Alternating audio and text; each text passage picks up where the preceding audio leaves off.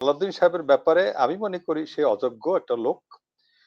সে স্বরাষ্ট্রমন্ত্রী হিসাবে যোগ্যতা হারিয়েছে প্রথম থেকেই এবং এই লোকটাকে সন্দেহের চোখে দেখে পুরো জাতি, না হলেও আমাদের বিদগ্ধ যারা সুধীজন, মানে যারা আমরা দেশপ্রেমিক মানুষ। এই লোকটা দীর্ঘ ৮ বছর সৌদি ইয়াতে ছিল, শিলংয়ে ছিল এবং অনেকে মস্করা করে তাকে শিলং সালাউদ্দিন ডাকে। এই লোকটা এস আলমের মানে একজন খাতিরের লোক এবং এস আলমের ছেলে, তার ছেলে এস আলমের কোম্পানিতে চাকরি করে। ব্যাংকের যে লোন হাজার হাজার কোটি টাকার, সেই এস আলমকে বৈধতা দেওয়ার জন্য এর প্রেসারে এই যে আইন পাল্টানো হয়েছে, গভর্নর চেঞ্জ করা হয়েছে, এর সম্পৃক্ততা আছে। সব জায়গায় আমরা এই সালাউদ্দিনের সম্পৃক্ততার কথা শুনি। যেহেতু আমরা ভিতরে সরকারের মধ্যে নাই, কিন্তু আমরা জনগণের কাছ থেকে যেগুলি শুনি এবং অফিস আদালতের থেকে যেগুলি শুনি, সেটাকে আমরা একেবারে উড়িয়ে দিতে পারি না। যা কিছু রটে কিছু না কিছু বটে।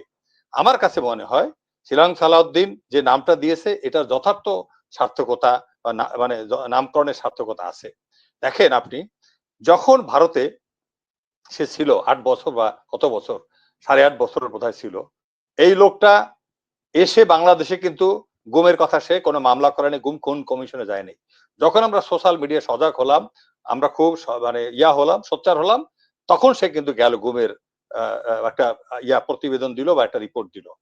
এই এবং উনি দেখেন বাংলাদেশ সম্পর্কে যে সমস্ত মানে বক্রোক্তি করে, যে সমস্ত আমাদের দেশকে নিয়ে কথা বলে, ১ লক্ষ নাকি ৯১ লক্ষ, ১ কোটি বা ৯১ লক্ষ লোক বাংলাদেশি নাকি যারা ভারতে আছে মুসলমান, তাদেরকে দেশে ঢুকাবে, এগুলি বলে। সে বলে আমি এগুলি শুনি নাই। আমরা শুনি, সারা বাংলাদেশের মানুষ শোনে, উনি শোনে না।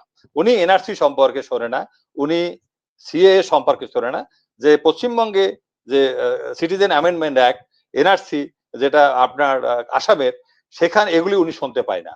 এখন এই একটা লোক যে তার প্রতিবেশী এত শত্রুতা করলো, যে যেই প্রতিবেশী এদেশে একজন স্বৈরাচারকে বসিয়ে রাখলো বিগত ১৫ বছর, সেই তার বিরুদ্ধে সে কথা বলতে নারাজ।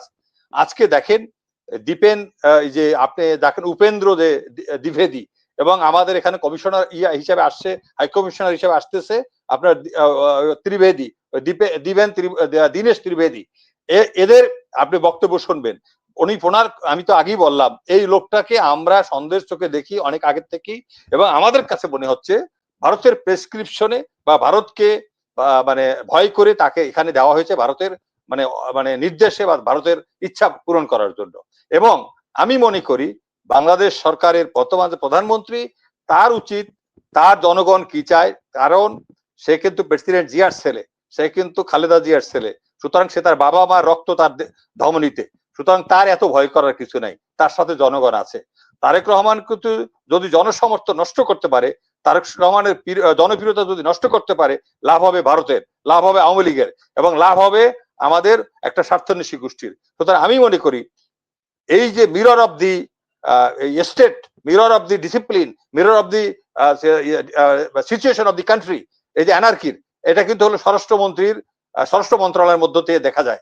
স্বরাষ্ট্র মন্ত্রণালয় যদি এটা শক্তভাবে না করে, এখানে আমাদের ব্রিগেডিয়ার শাখাওয়াত সাহেবের মতো একজন লোক আছে, লুৎফুজ্জামান বাবরের মতো লোক ছিল সাকসেসফুল, আমি বলবো বিয়ে এখন আওয়ামী লীগ কি বলে ভারত আপত্তি করেছে, ভারত তাকে মিথ্যা মামলায় ফাঁসিয়ে তাকে শেষ করতে চেয়েছিল আল্লাহর মার দুনিয়ার বাইরে। এবং ইভেন আমাদের আলতাফ হোসেন চৌধুরী, এবিএম আলতাফ হোসেন চৌধুরী, অভিজ্ঞ লোক, এরকম প্রচুর আছে।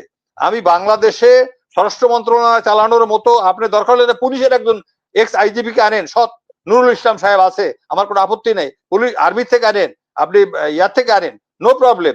আপনি যদি খলিলকে আনতে পারেন পররাষ্ট্র মন্ত্রণালয় দেখার জন্য, ব্রিগেডিয়ার শাখাওয়াতের মতো লোককে কেন আনতে পারবেন না? বা যেরকম পারেক, ব্রিগেডিয়ার শাখা সাহেবকে সরিয়ে দেওয়া হয়েছিল এবং সেখানে দেওয়া হয়েছিল লেফটেন্যান্ট জেনারেল জাহাঙ্গীরকে, এবং লেফটেন্যান্ট জাহাঙ্গীরও অনেক ভালো কাজ করেছে, যদিও আমরা মনে করি ব্রিগেডিয়ার শাখাওয়াত থাকলে আরো ভালো কাজ হতো।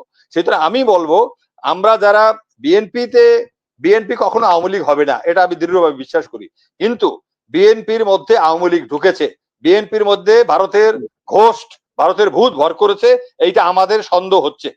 দেখেন এই যে আমার নুরুজ্জামান ভাই বলল যে এই যে ছেলেটা, এটা একটা যৌন বিকারগ্রস্ত লোক, আমরা বুঝি। আচ্ছা, সে যদি যৌন আকাঙ্ক্ষা থাকে, সে তো প্রতিটা পল্লীতে যেতে পারে, সে তো অন্য কিছু যেতে পারে। এবং এখানে মাদকের ব্যাপারে বদি, যে আওয়ামী লীগের এমপি ছিল বদি, আওয়ামী লীগের এমপি কি করেছে, বদিকে নমিনেশন না দিয়ে পরে তার ওয়াইফকে দিয়েছে। অর্থাৎ মানে ওয়াইফ মানে কি, তো ঘরের লোক, মানে ওই ওয়াইফের জায়গা আবার স্বামী গিয়ে বসবে, সেই বদির কেন ফাঁসি হচ্ছে না? বদিকে ফাঁসি দেন আপনি। আমরা বলি বদির তো রায় হয়ে গেছে, অনেক কিছু আছে, তা আমরা ওসি প্রদীপের কেন ফাঁসি হচ্ছে না? কেন সিনা হত্যা মামলায়, কেন আবরারের হত্যা মামলার আসামিদের ফাঁসি হচ্ছে না? তারপরে এই যে আপনার বললাম সাইফুল করে দিনাজপুরে যে পূজাকে রেপ করলো এবং তার শিশুর যৌনাঙ্গকে কেটে ফেললো, সেই সাইফুল কি করে যাবজ্জীবন আসামি হয়ে আবার জামিনে চলে আসে? তো এখন এইরকম ঘটনার থেকে বাংলাদেশের মানুষ তো যেগুলি বলতেছে সেটাকে তো আপনি সম্মান করতেছেনই না, সেটাকে কৌশলে সুন্দরভাবে অন্যভাবে কথা বলা যায়, আরো বুঝিয়ে সুঝিয়ে কথা বলা যায়।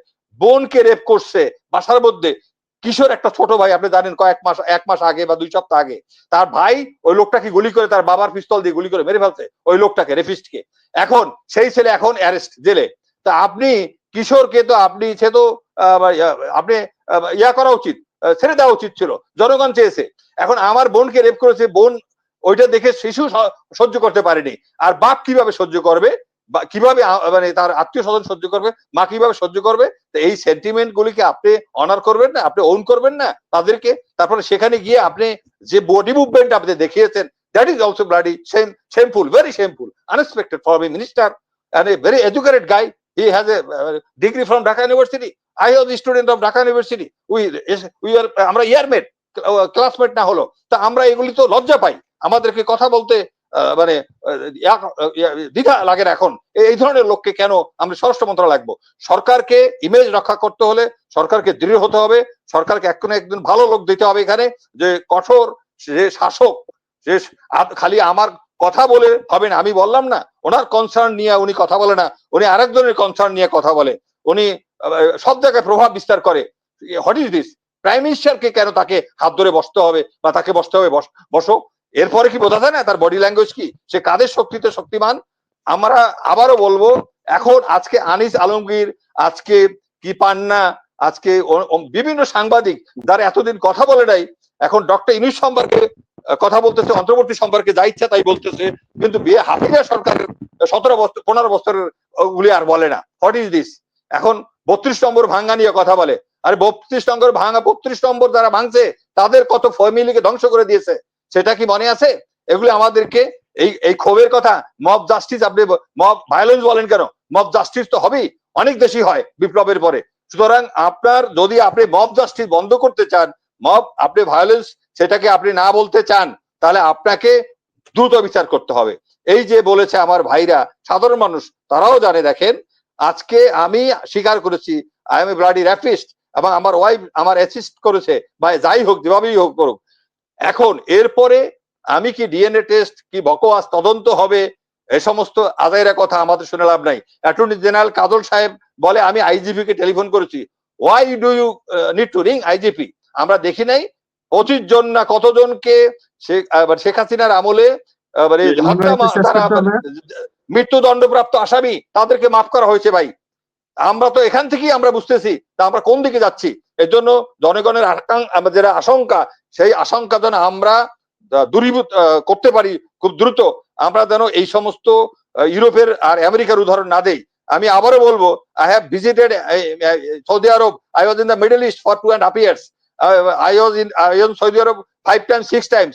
Rate of rape, rate of theft, rate of dacoity, this is very less, very less, very less. এবং যেগুলি এরা করে এর মধ্যে ম্যাক্সিমাম ওই সৌদি আরবের মানুষটা, আমাদের এই যে পাকিস্তানের মানুষ, এই বাংলাদেশের মানুষ বা অন্য দেশের মানুষ জড়িত, মিশরের মানুষ জড়িত। ফর ইউর ইনফরমেশন, নুরজামান ভাই, থ্যাংক ইউ ভেরি মাচ।